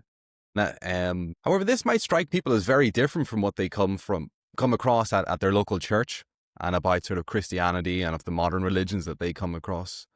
How does modern religion relate into what we have been speaking about so far? And maybe even tie it into a little bit about this hidden hand that's at play or these architects of control that we keep mentioning. What's the connection between modern religion, the difference of what we're talking about, and these architects of control? Well, this goes back very, very far to around about the time of Plato and that era, and a little bit into the 1st century AD, because religion, sadly, had different paths it could have taken. but it took what is known as a Gnostic path, right? It's a version of Gnosticism. I know a lot of people in religion and Christianity try to argue against that. Nah, not going to work. I've done 5 programs showing you that that's bogus. So when we talked about metaphysics going wrong and losing its original premise, which is the thatness of a thing, that things exist, so religion went wrong when it started going down this Gnostic route. Now, the Gnostic route has its own etiology, its own history. It is from the trauma that came about when the earth erupted around us. And it all ties back to this hatred of nature and this fear of nature, antipathy to nature, because nature betrayed us and we never forgave it. And so our view became off-world. We started to think of the body. When we talk about shadow work, we just mentioned how important the body is. In fact, it's crucial, right? Religion doesn't accept any of that because it looks down on the body. Religion is the complete opposite of shadow work. It situates reality in a supernatural sense. The perfection which does not exist in the world exists in the other world. And so nature and the body were considered cages of the soul, lore. Once that fact is installed, it's about as necrophilous as it gets. Because obviously you're here in this world, but they're not here. And you're not a caretaker anymore. In fact, it all goes wrapped around to Misosophy. Now you can cut the trees. Now you can cut the hedges. Now you can butcher animals. Now you can go on safaris and kill thousands of animals just for kicks, which is now you can fish the seas and the oceans till they're dry and all the rest of it. You could teach your children to believe that these big hunks of mincemeat in the what am I thinking of here? The shopping, right? In the department, that's just like apples off a tree. They're not real. They don't have any life. That was an animal once, right? What? Yeah. But here this week they just butchered hundreds of ostriches in Canada without a single thought. They're just fucking animals. Sure, just get rid of them every day, everywhere. The atrocities that are being done, all in all are bedrock religious ideas. And the individual religious person is probably one of these horrendous souls that you're dealing with. Schopenhauer said, Earth is hell. For animals, Earth is hell, and men are the demons who torture them. Earth is hell. He's an animal lover. So it's all in the perspective. And these religious types make my skin crawl, right? Because they've installed a particular meme, a particular idea that this is just dark, morbid, cold, damp, ugly world. And nothing can change that. The black robes live like that, the flagellants, the opus dei, all the creepos. The Muslim world has it. Asia is just riddled with this earth hate. That's why they can just, shit in the streets, kill animals, have open sewers. Nobody digs a fucking well. Nobody can, it's nothing. It's just absolute primitive. Teetering on the edge. That's going to breed billions of fucking people living in slums and horribly, right? That's your religion. It's the most religious soaked country in the world. Look at it. Just go there and look at it. So the legacy of these what are Gnostic ideas, then during the 1920s and 30s, it started to migrate. This was all orchestrated, by the way, but they start bringing these towel heads over into the West. And it shouldn't have caught on, but it did. And there's lots and lots of reasons, and we've dealt with that exclusively on Enslaved for years as to the whole process of the whole rotten thing. Right? But the West did fall for it. It had some very big backing, and it's slowly morphed into what we now call the New Age movement, which is thoroughly Gnostic. Yeah, don't be fooled. It just has a Gnosticism and a slightly different complexion to appeal to, fabulously wealthy people in America. They had to polish and repurpose some of their motifs that worked in the East but don't work in the West. Well, they did that. They got some very expert people to give it a makeover. I was part of it. That's why I know all about this, right? I was part of it for a while. Forced. I quickly got out of it. And I did that from reading, especially reading things they didn't want me to read. But the best way for me to get out of it, you see, was just simple observation. All you got to do is be in the presence of these people, which I did in California for years. You just got to talk to them and be in their presence, and you'll know, I don't want this. These are really creepy people. I'm done. I'm out of here. Yeah. So it's a Gnostic paradigm, and that can be manipulated by, the big brother for sure, because any hatred of this world, you're no longer a caretaker of the world. You're no longer a good guest. You're a guest that came and trashed the hotel. You didn't leave it in a better condition than when you found it. Isn't that perfect for the architects of Yeah. control, who themselves hate this world? Mm. And so we've covered quite a lot of ground again today, and I think there's a lot of things for people to think about, and I'm sure we can spin off into a number of different directions. Maybe to leave people with a final thought of what we've been discussing. We spoke a little bit about there now about Gnosticism, about there's this hatred of the body and of the world, and there's this sort of duality that then they create, and they think it's the spiritual world, it will be all good.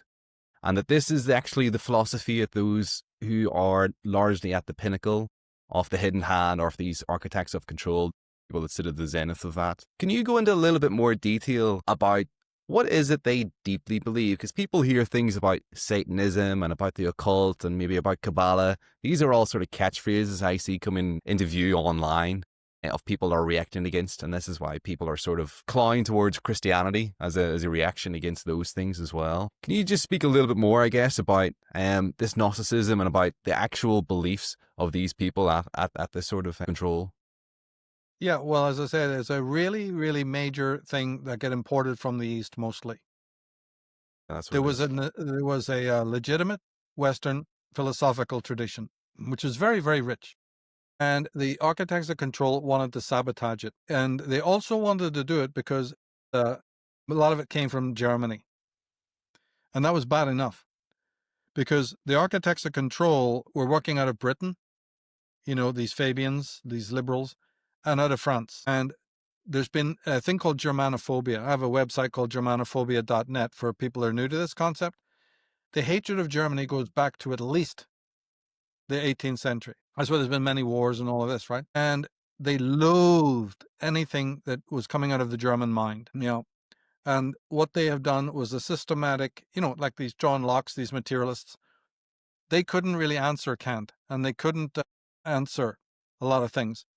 And so they created their reductionist materialism, which is just shallow readings of reality, like I've already explained earlier, mind being blank and all of these things. And they really disdained the metaphysical traditions that were coming out of Germany, and I mean pouring out of Germany. Goethe, Schelling, Fichte, Hegel, right? And hundreds of others, Hamann, von Herder, the list goes on. They were absolutely incensed. And they started to see that this idealism, it's called that in general, right, started to be imported over into England in the 19th century. Yeah, particularly through a poet. One of England's greatest poets was called Samuel Taylor Coleridge. And Samuel Taylor Coleridge, who was the best friends of William Wordsworth, was called the English Schelling, because in his youth, Coleridge had gone to Germany right at the time when Schelling and all of these people were teaching. And he did this because he wanted to know what all the kerfuffle was about. And he got totally influenced by their teachings, came back to England, and started to parrot Schelling to the point where everybody started calling him the English Schelling. And as an interesting anecdote, it got back to Schelling. Somebody actually told Friedrich Schelling, hey, by the way, there's a guy in England who doesn't cite you, spewing all of your stuff. And Schelling went, good, as long as the work's getting out, don't bother me with anything about that. He can steal and plagiarize as much as he wants. As long as the word is getting out, don't bother me. He's a very, very genial and generous man. So what happened was, to back to the story, is that the British Fabian Society, or even the proto version of that, started to see this infection. William Blake, for instance, was way up on the German mystics who preceded the idealists, because this has been going on in Germany since the 15th. In fact, even the 14th century. Nicholas Cusa, Meister Eckhart, Jakob Böhme, right, and many others. I have a site called Schelling Zone. We can link up to that if you want, because I list all of these scholars in Germany. All of them are all listed. So, yeah. So they couldn't believe what? The Royal Society, all of these groups in France and England were compromised by this. They said, we've got a plan here to create Baconian, Hobbesian materialism. Man is just a machine, an automaton, a robot. We can't have that derailed by these bloody Germans, right? and Austrians. So over time, either they disfigured their work, they mocked it, or they took other guys like Feuerbach, Marx, and who have you, right? Who were rescripting these idealists. And so they say about Marx, it's famous, that he stood Hegel on his head. You keep hearing this remark, right? It's actually it's not quite what they mean. What they mean is he cut off the head of Hegel. What he did was he took Hegel's massive system, which was deeply metaphysical, and he cut off the top of it, which is the metaphysical part, and he threw that away. And he took he took teachings of Hegel that were mostly just sort of socio-political, and he repackaged that part. This like a dog, right, tearing off an arm and running down the street with it. He took this one little mutilated part and reframed it as Marxism, as dialectic materialism. It's Hegel to that degree, but if Hegel was alive, no. You see? Yeah, this mutilation came from what we know as the left Hegelians, but Hegel would have not ever identified with them. Yeah, so it's a total farce. And this was just one technique. Then they did it with Schelling. Then they did it with Fichte. They misrepresented the whole thing, which was a campaign, by the way. They had to hire very, very intelligent people to work on this project. It wasn't easy. You know, you sort of Bertrand Russells and Isaiah Berlin's. There's a whole bunch of people you can get into that did this, rescripting it. And these were successful. German idealism was parked, and the new materialistic model, Hobbesian, Baconian, nightmare, with a bit of Locke thrown in and Hume thrown in, right? Yeah, this became the dominant paradigm. And of course, they taught it then from the highest echelons. And what they did was they replaced what was known as the British idealistic school. And I talk about them in some of my philosophy books as well. They disdained the fact that English teachers were very enamored by the German system and became known as the British idealists. You can look it up on Wikipedia, British idealists. Bertrand and Russell, A.J. Ayer, and G.E. Moore all studied with them. They were students, and they hated it. And so they decided to overthrow it and form what was known as positivism, materialism. But they'd all been students of these Hegelians and these German thinkers in Britain. And they found it to be reprehensible. And so England could have gone a completely different way. The West could have gone a different way, right? Now, what happened? That's the story of England, where it threw over Germany. Remember, you even had a war. And during the war, the First World War, everything German, not just as philosophy, but anything, music, food, German people were hated with a passion. And so Britain moved even further away from the Germanic model. But what happened in America? Coleridge brought idealism to England. Charles Peirce, Emerson, Thoreau, Walt Whitman, and what we know is they're called the Transcendentalists. You can look that up as well. The Transcendentalist movement. They brought German idealism to America in the 19th century. But then we asked ourselves, why is that not known today? Because the same thing happened. John Dewey and the materialists, bankrolled by immense money, made a mockery out of those guys, told lies about their biographies, made them a laughing stock, right? Poo-pooed it all, you see, and made sure that their communistic positive, they call it pragmatism over there, not positivism. They brought in their pragmatism and they focused on that and they pushed it. And again, because of the war years, did you know that most of these people, lectures were being given in German in America, and the whole audience understood? Yeah. So what happened between 1850s and 1919 was a massive, massive change. In fact, the national language of America was going to be German. It only lost by a couple of points. When they were deciding what to be, oh yeah, I'm absolutely dead serious. Yeah, I'm absolutely dead serious because German is a philosophical language. Oh yeah, all of this has been suppressed. It wasn't English. So all of the West took on this British materialistic model, and the French went for it too. And America had a flirtation with transcendentalism, as they call it, based on the German idealists. But unfortunately, It was overthrown by these materialists and pragmatists and the John Dewey School, as I call it. And this is why we're in the fucking mess we're in today.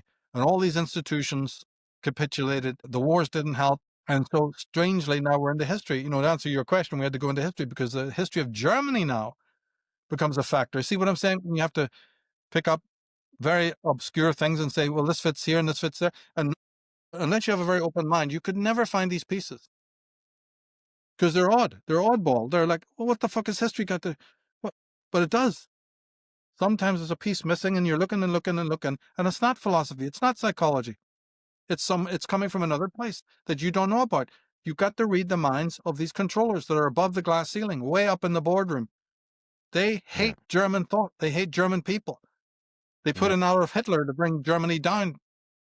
The whole Hitler thing is an experiment to destroy the German Empire. And that worked. It succeeded. Because they knew the psyche of the German. They knew it. And they knew who to put there. He could Pied Piper them all into doom. There's things going on this planet you wouldn't even believe. You wouldn't even believe it. Yeah, it was a great occult ritual. I have a program called the Thule Society. People in Unslaved know about it. They watched it. It'll Secret go into society. that as well. He was part of it, Hitler. Yeah. That's right. Some of the financiers. And there's a big story there. Yeah. This all goes back to British figures. Before Hitler wrote, there was some very interesting British occult happenings that, underpinned the Nazi movement that people should know about. Yeah. Then it'll all make sense. That's fascinating with it. Yeah.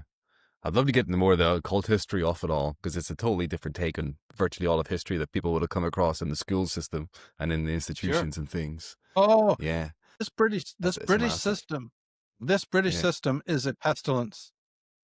Yeah. This materialism, this productionism. It is bankrupt and it still holds power today. Yeah. Every new generation, they just throw up another people's champion. It's not without interest. But once you know the other side, once you know what they left out, what they're disfiguring, what they're mutilating, now you get the knowledge and go, I get what they're doing. Because a lot of what they're doing is plagiarization. Jacques Derrida's main theories, one of the worst deconstructionists on the planet, is Jacques Derrida from France. Most people don't know. His main ideas are nicked from Hegel, but they're repackaged. And this is done a lot. All these progressive ideas have been taken from earlier philosophers and either inverted, that's what they meant when they said that Marx turned Hegel on his head, they just mean inverted. But often the inversion implies what I said, which is a removal of the higher metaphysical, mystical quality and the leaving of the most materialistic aspect. And then that's repackaged and all the light and attention's focused on that. And you don't even know that there was an entire other capstone to be put there that gives light to the whole thing. They left that out. That's what the British do very, very well. And they've done it across the board. And people fell for it because they don't know any better. Germany was so demonized from the time of the First World War, and actually you can backtrack it even further than that if you really do your homework. But let's just say even just since the First World War, it was so demonized that the entire intellectual world didn't want to know. Now, there are exceptions where people didn't fall for this, here and there. But generally speaking, we don't want to know anything about that. And this caused the greatest intellectual fallout, given the magnitude of the tradition that we're talking about. So I created a little website called shellingzone.com. People can go there to get a little taster of what we're talking about, this tradition. It's like a little primer for people. Yeah. Yeah, we'll leave links below to that website also, and maybe we even just do an episode at some stage on German idealism and about the thoughts of Fichte and of Hegel. And I'd love that. Yeah. I'd love that. You don't get every podcaster wanting to do that. Let's do that. I guess it talks about freedom, and freedom's so essential, and it's the real essence of what we've been speaking about, and the relationship of the mystic and freedom as well. And naturally, this is what the architects of control hate. It's freedom that they hate. That's what they don't want the most, really, with it. So. Yeah, well, we'll maybe bookmark this conversation here, but there's so many other tracks I want to go down. Definitely about this priest class, about, early religion, because so much of we're talking about this body work, of this spirituality, of getting to know yourself better, of German idealism and these different philosophical schools of thought. It's just totally the opposite of what people are brought up in. Here's this dogma, you've got to believe it. If you don't believe it, you're going to fucking burn in hell for the rest of your life, for eternity. And so, yeah, we'll do a little episode maybe on that, and maybe an episode on these German idealisms as well too. But Is there anything you feel that we haven't covered today that you would like to mention or make a note on? Well, let's talk a little bit about freedom. Again, going back to Perfect. the psychology we were talking about. Because Mm-hmm. of the superego creating this master-slave dynamic within, is trying to Mm-hmm. parody what happened in the family constellation, but it magnifies it. Yeah. Yeah. Because that is installed, it is absolutely, and I think I've mentioned this before, ludicrous to believe that you can now go out, wear a political t-shirt, and believe you can change the world. So this is mysteria, what I call mysteria, mental delusion, mental self-deception. Nobody who has embodying the master-slave relationship within their own psyche can unchain another. It's farcical. Therefore, the mystic doesn't try. What the mystic does is he draws your attention to the master-slave dynamic within yourself and he says, go at it. Now, that master-slave relationship precludes freedom, doesn't it? If you have this inner tension and a master-slave conflict, where's freedom involved in any of that? So it becomes then what's known as a talismanic word. I mean, it's talismanic because it still carries a lot of power. Doesn't mean a fucking thing, but it carries a lot of power. There's many of these. And so the architects of control, you asked about that, they use these talismanic terms. Freedom, community, whatever. Liberty. Yes, democracy, equity. Nobody has equity. You are deeply imbalanced. You see? So, but they use these utopian talismanic terms to give you this chimera. It's a game that's being played because they already know your psychology. But what they don't tell you, and what these idealists and others did, and top Austrian and German psychologists, they want you to know that you're a divided being. Jung wrote a book called The Undiscovered Self. R.D. Laing wrote a book called The Divided Self. They want you to know man in search of his soul, right? All these wonderful titles. You're not a whole being. And so freedom becomes one of these talismanic words. But unfortunately, it still has you crying tears. It still has this power over you. Otherwise, it wouldn't be talismanic. We'd have already seen through it and go, fuck these people, right? But some of the most loathsome, inferior creatures rise up from the political swamp because they've learned these few techniques. Mm-hmm. When you saw the great, communist countries inflated images of Stalin, Trotsky, Lenin, and Mao, Yeah, right? they're What is yeah, yeah, yeah. this? A giant? It's called giantism because Mm-hmm. you're just a little fucking peon, right? A little rubbish Mm-hmm. down there. This largeness is part of the superego. That immediately appeals Mm-hmm. to the superego because that's what it does. It inflates everything. We go for the spectacle. And over again, the media uses these inflated techniques and inflated words, you Mm-hmm. see, to keep us in a continual lockstep with the lie. They take natural idol worship, but they don't put heroic beings in front of us. They put transgressive beings. The media is full of it from Cartoon Network onwards. You see, so the child is lost, it doesn't understand. Mm-hmm. And by the time it does understand, it just enters into a state of pure anarchy and rebellion. Mm-hmm. Better than nothing, but still not enough. Teenage rebellion.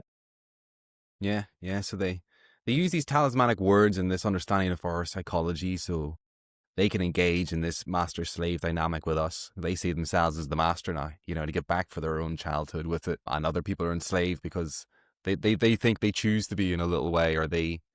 I remember one of the videos you've done that I always replayed a lot that I really loved was this conversation about the lie and about buying the lie, and you'd mentioned within it that there's spiritual law that sort of in the same way you can go down the high street and these shop windows and you can see adverts that everybody's trying to sell you something. They're trying to sell you a lie, but it's up to you whether you buy the lie or not. And that's where the sort of the free will sort of comes into it and the essence of it. And I always thought that was just so perfect. And I really I see that in this sort of part of our conversation we're talking about now.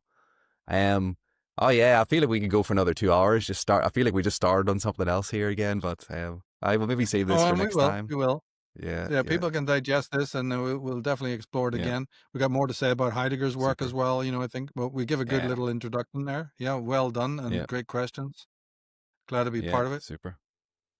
Yeah, thank you very much again. I really appreciate your time, Michael. It's so fantastic. Yeah, it's a real pleasure and it's a real honor for me as well, also. And yeah, as we said, we'll definitely put all the links again down below to your Substack, to Unslaved, to the different articles we mentioned, and I'll try to place a few overlays of the people and the names that we mentioned as well, so people can get a bit of a better understanding of who they are too.